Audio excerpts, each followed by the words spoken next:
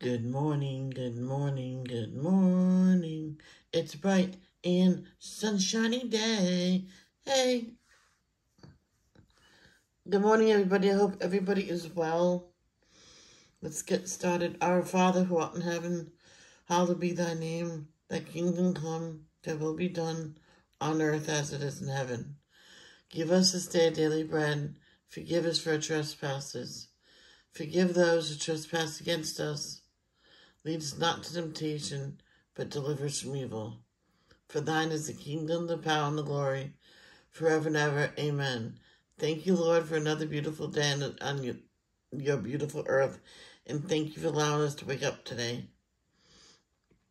And thank you for what you did for us in the past, present, and what you will do for us in the future. Please, Jehovah, Julian Robert Irwin needs your help. He was born with hypoplastic left heart syndrome. He needs your help. Help his heart get healed, and let these three or four surgeries he needs, let them work, and don't let them weaken their heart like sometimes they do. Please help him, and help the family get a mental stability through this. Please help the family as well. And also help the following. You know what they need. Tamara, Danielle, Alley Cat, Tate, Miss Diane and her daughters, Arnie, Cindy Lee, Grace. Arnie and his mother, Cindy Lee and her family, Grace, Maria, Louisa, Jason, Chloe, Vicky and her family, Jeannie, Stacy, Cal, and her mother. Help them in all they need in the name of Jesus. Amen.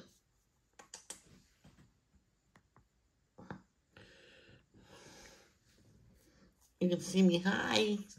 Good morning. Peekaboo. I'm sorry. I know. Be adult. It's not always fun, though. NLT. I have to figure out how to get NLT to come up all the time. Verse of the day is Joshua chapter 1. I'll highlight it later. Joshua chapter 1, verse 9. This is my command. Be strong and courageous. Do not be afraid or discouraged, for the Lord your God is with you wherever you go.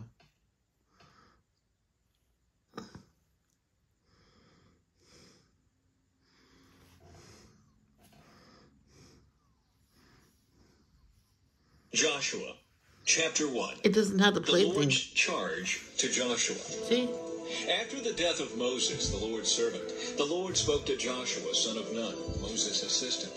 He said, Moses, my servant, is dead. Therefore the time has come for you to lead these people, the Israelites, across the Jordan River into the land I am giving them. I promise you what I promised Moses. Wherever you set foot, you will be on land I have given you, from the Negev wilderness in the south to the Lebanon mountains in the north, from the Euphrates River in the east to the Mediterranean Sea in the west, including all the land of the Hittites. No one will be able to stand against you as long as you live, for I will be with you as I was with Moses. I will not fail you or abandon you. Be strong and courageous, for you are the one who will lead these people to possess all the land I swore to their ancestors I would give them. Be strong and very courageous. Be careful to obey all the instructions Moses gave you. Do not deviate from them, turning either to the right or to the left. Then you will be successful in everything you do. Study this book of instruction continually. Meditate on it day and night, so you will be sure to obey everything written in it. Only then will you prosper and succeed in all you do. This is my command. Be strong and courageous. Do not be afraid or discouraged, for the Lord your God is with you wherever you go. Joshua's charge to the Israelites. Joshua then commanded the officers of Israel, "Go through the camp and tell the people to get their provisions ready. In 3 days you will cross the Jordan River and take possession of the land the Lord your God is giving you." Then Joshua called together the tribes of Reuben, Gad, and the half-tribe of Manasseh. He told them, "Remember what Moses, the servant of the Lord, commanded you. The Lord your God is giving you a place of rest. He has given you this land. Your wives, children, and livestock may remain here in the land Moses assigned to you, on the east side of the Jordan River. But your strong warriors, fully armed, must lead the other tribes across the Jordan to help them conquer their territory. Stay with them until the Lord gives them rest, as he is giving you rest, and until they too possess the land the Lord your God is giving them. Only then may you return and settle here on the east side of the Jordan River in the land that Moses, the servant of the Lord, assigned to you." They answered Joshua, "We will do whatever you command us, and we will go wherever you send us. We will obey you just as we obeyed Moses. And may the Lord your God be with you as he was with Moses. Anyone who rebels against your orders and does not obey your words and everything you command will be put to death. So be strong and courageous." Chapter 2. No. Rahab protects the spies. Guys, hold on Then a second.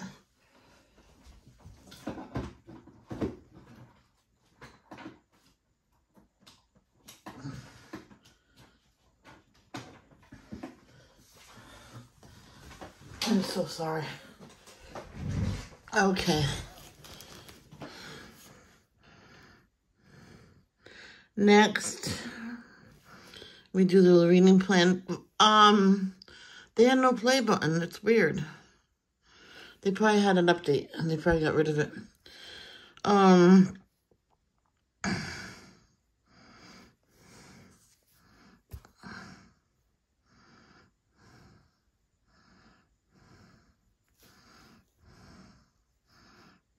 While he was still a long way off, his father saw him and felt compassion, and ran and embraced him and kissed him. B. 20. When I was a child, I got on the wrong bus on my way home for my very first day of school. My anxious parents were looking for me and rejoiced when they found me. Jesus tells us a parable of a son who went his own way and was lost. The son had squandered the inheritance he received from his father. When the money was gone, he remembered that even his father's servants ate better than he did. The son returned home rehearsing his speech to ask for forgiveness from his father. But a most amazing thing happened. The father saw him from far off and ran to him. This was not normal for a man in this culture. But our text tells us that the father felt compassion. V. 20. Instead of being angry with his son, he ran to him and expressed his love to him. He embraced him and kissed him. Rather than punishing him, he threw a party in his honor and brought out the best for him because he was lost and now was found. How do you picture God? If you picture God as a punishing God, remember this parable. God loves you, his child. He is always looking for you, wanting you to come home to him. Return to him today. May you feel his love and compassion for you, his child. As you pray, thank God for his great love for you.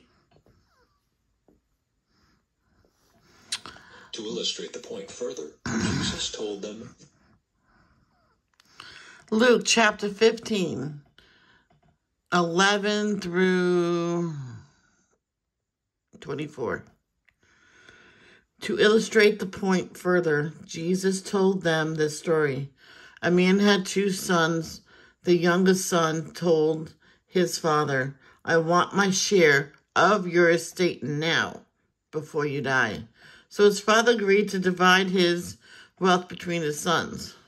A few days later, his younger son packed all his belongings and moved to a distant land, and there he wasted all his money in wild living. About the time his money ran out, a great famine swept over the land, and he began to starve. He persuaded a local farmer to hire him, and the man sent him into the fields to feed the pigs. The young man became so hungry that even the pods he was feeding the pigs looked good to him, but no one gave him anything. When he finally came to his senses, he said to himself, "At home, even the hired servants have food enough to spare, and here I'm dying of hunger. I will go home to my father and say, 'Father, I have sinned against both heaven and you, and I am no longer worthy of being called your son. Please take me on as a hired servant.'" So he returned home to his father, and while he was still a long way off, his father saw him coming. Filled with love and compassion, he ran to his son, embraced him, and kissed him. His son said to him, "Father, I have sinned against both heaven and you, and I am no longer worthy of being called your son." But his father said to the servants, "Quick, bring the finest robe in the house and put it on him. Get a ring for his finger and sandals for his feet, and kill the calf we have been fattening. We must celebrate with the feast, for this son of mine was dead and has now returned to life. He was lost, but now he is found." So the party began. This story. A man had 2 sons. The younger son told his father, "I want my share of your estate now before you die."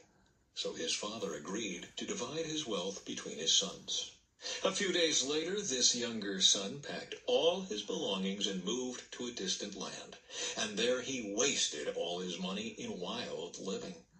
About the time his money ran out, a great famine swept over the land, and he began to starve. He persuaded a local farmer to hire him, and the man sent him into his fields to feed the pigs.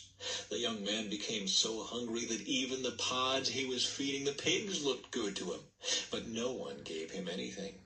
When he finally came to his senses, he said to himself, "At home, even the hired servants have food enough to spare, and here I am dying of hunger. I will go home to my father and say, 'Father, I have sinned against both heaven and you, and I am no longer worthy of being called your son. Please take me on as a hired servant.'" So he returned home to his father. And while he was still a long way off, his father saw him coming. Filled with love and compassion, he ran to his son, embraced him, and kissed him. His son said to him, "Father, I have sinned against both heaven and you, and I am no longer worthy of being called your son." But his father said to the servants, "Quick, bring the finest robe in the house and put it on him. Get a ring for his finger and sandals for his feet, and kill the calf we have been fattening. We must celebrate with a feast, for this son of mine was dead and has now returned to life. He was lost, but now he is found." So the party began. Meanwhile, the older son was in the fields working. When he returned home, he heard music and dancing in the house, and he asked one of the servants what was going on. "Your brother is back," he was told, "and your father has killed the fattened calf. We are celebrating because of his safe return." The older brother was angry and wouldn't go in. His father came out and begged him, but he replied, "All these years I've slaved for you and never once refused to do a single thing you told me to. And in all that time you never gave me even one young goat for a feast with my friends. Yet when this son of yours comes back after squandering your money on prostitutes, you celebrate by killing the fattened calf." His father said to him, "Look, dear son, you have always stayed by me, and everything I have is yours. We had to celebrate this happy day, for your brother was dead and has come back to life. He was lost, but now he is found."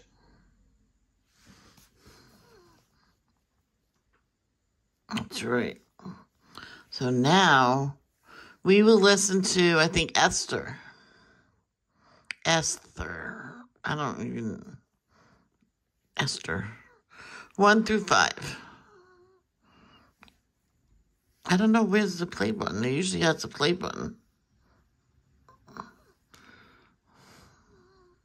The Book of Esther, Chapter 1.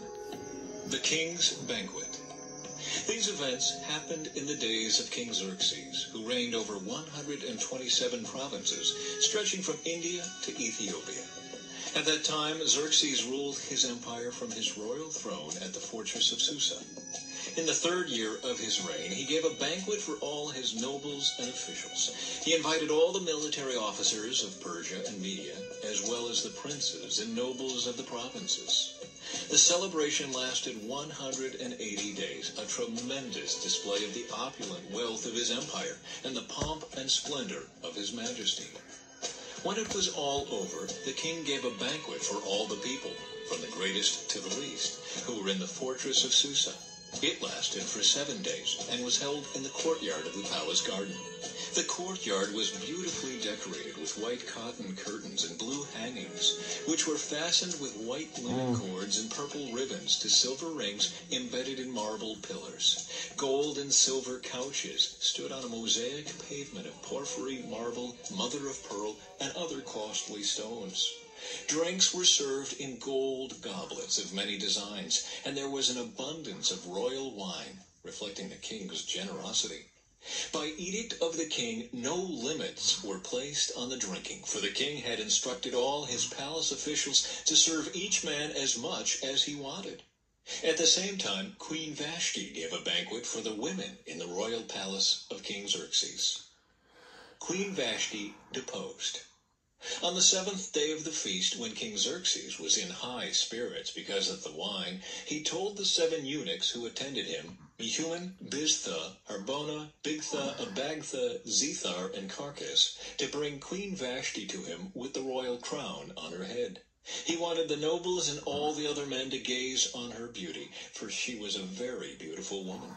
But when they conveyed the king's order to Queen Vashti, she refused to come.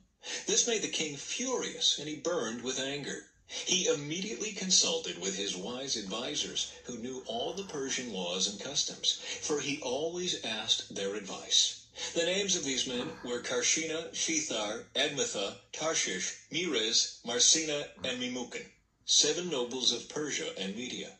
They met with the king regularly and held the highest positions in the empire.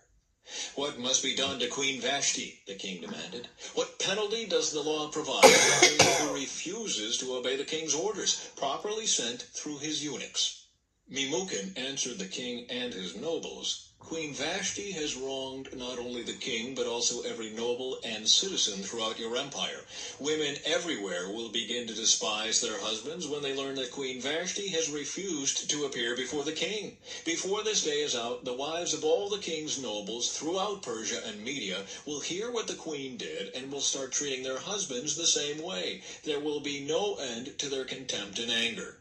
So, if it please the king, we suggest that you issue a written decree, a law of the Persians and Medes that cannot be revoked. It should order that Queen Vashti be forever banished from the presence of King Xerxes, and that the king should choose another queen more worthy than she.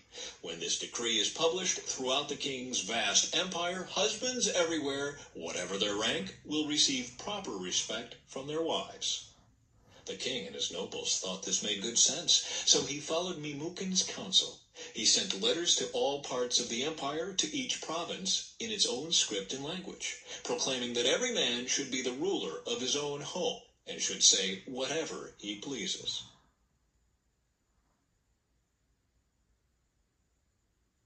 Chapter 2. Esther becomes queen. But after Xerxes' anger had subsided, he began thinking about Vashti and what she had done and the decree he had made. So his personal attendants suggested, "Let us search the empire to find beautiful young virgins for the king. Let the king appoint agents in each province to bring these beautiful young women into the royal harem at the fortress of Susa.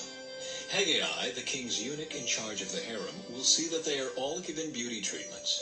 After that, the young woman who most pleases the king will be made queen instead of Vashti." This advice was very appealing to the king, so he put the plan into effect.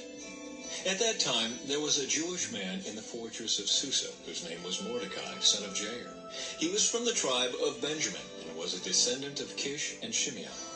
His family had been among those who, with King Jehoiachin of Judah, had been exiled from Jerusalem to Babylon by King Nebuchadnezzar. This man had a very beautiful and lovely young cousin, Hadassah, who was also called Esther. When her father and mother died, Mordecai adopted her into his family and raised her as his own daughter. As a result of the king's decree, Esther, along with many other young women, was brought to the king's harem at the fortress of Susa and placed in Heggai's care. Heggai was very impressed with Esther and treated her kindly. He quickly ordered a special menu for her and provided her with beauty treatments. He also assigned her 7 maids specially chosen from the king's palace, and he moved her and her maids into the best place in the harem. Esther had not told anyone of her nationality and family background because Mordecai had directed her not to do so. Every day, Mordecai would take a walk near the courtyard of the harem to find out about Esther and what was happening to her. Before each young woman was taken to the king's bed, she was given the prescribed 12 months of beauty treatments, 6 months with oil of myrrh, followed by 6 months with special perfumes and ointments. When it was time for her to go to the king's palace, she was given her choice of whatever clothing or jewelry she wanted to take from the harem. That evening, she was taken to the king's private rooms, and the next morning, she was brought to the second harem, where the king's wives lived. There she would be under the care of Shaashgaz, the king's eunuch in charge of the concubines. She would never go to the king again unless he had especially enjoyed her and requested her by name. Esther was the daughter of Abihail, who was Mordecai's uncle. Mordecai had adopted his younger cousin Esther. When it was Esther's turn to go to the king, she accepted the advice of Heggai, the eunuch in charge of the harem. She asked for nothing except what he suggested, and she was admired by everyone who saw her. Esther was taken to King Xerxes at the royal palace in early winter of the 7th year of his reign, and the king loved Esther more than any of the other young women. He was so delighted with her that he set the royal crown on her head and declared her queen instead of Vashti. To celebrate the occasion, he gave a great banquet in Esther's honor for all his nobles and officials, declaring a public holiday for the provinces and giving generous gifts to everyone. Even after all the young women had been transferred to the second harem and Mordecai had become a palace official, Esther continued to keep her family background and nationality a secret. She was still following Mordecai's directions, just as she did when she lived in his home. Mordecai's loyalty to the king. One day, as Mordecai was on duty at the king's gate, 2 of the king's eunuchs, Bigthana and Teresh, who were guards at the door of the king's private quarters, became angry at King Xerxes and plotted to assassinate him. But Mordecai heard about the plot and gave the information to Queen Esther. She then told the king about it and gave Mordecai credit for the report. When an investigation was made and Mordecai's story was found to be true, the 2 men were impaled on a sharpened pole. This was all recorded in the book of the history of King Xerxes' reign.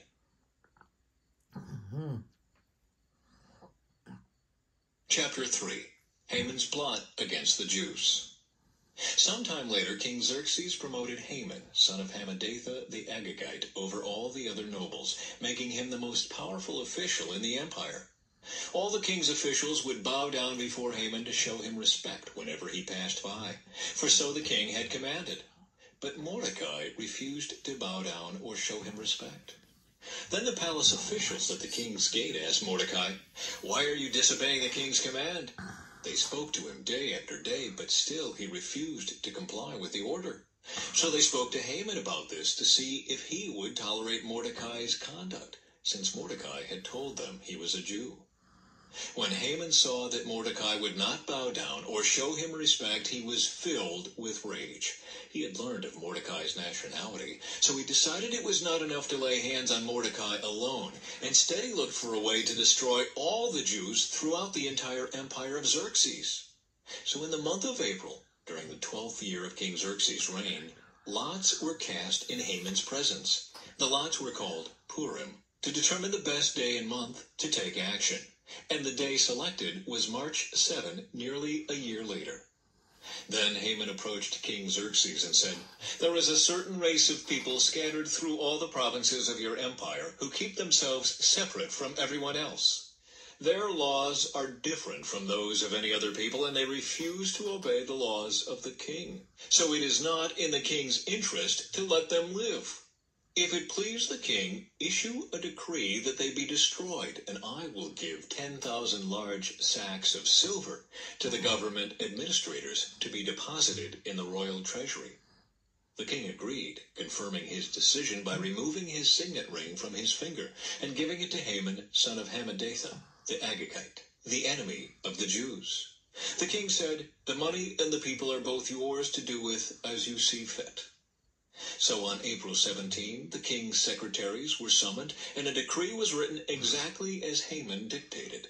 It was sent to the king's highest officers, the governors of the respective provinces, and the nobles of each province in their own scripts and languages. The decree was written in the name of King Xerxes and sealed with the king's signet ring. Dispatches were sent by swift messengers into all the provinces of the empire, giving the order that all Jews, young and old, including women and children, must be killed, slaughtered, and annihilated on a single day. This was scheduled to happen on March 7 of the next year. The property of the Jews would be given to those who killed them.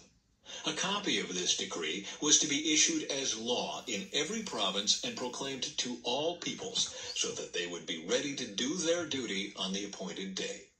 At the king's command, the decree went out by swift messengers, and it was also proclaimed in the fortress of Susa. Then the king and Haman sat down to drink, but the city of Susa fell into confusion. Chapter 4. Mordecai requests Esther's help. When Mordecai learned about all that had been done, he tore his clothes, put on burlap and ashes, and went out into the city crying with a loud and bitter wail. He went as far as the gate of the palace, for no one was allowed to enter the palace gate while wearing clothes of mourning. And as news of the king's decree reached all the provinces, there was great mourning among the Jews. They fasted, wept, and wailed, and many people lay in burlap and ashes. When Queen Esther's maids and eunuchs came and told her about Mordecai, she was deeply distressed.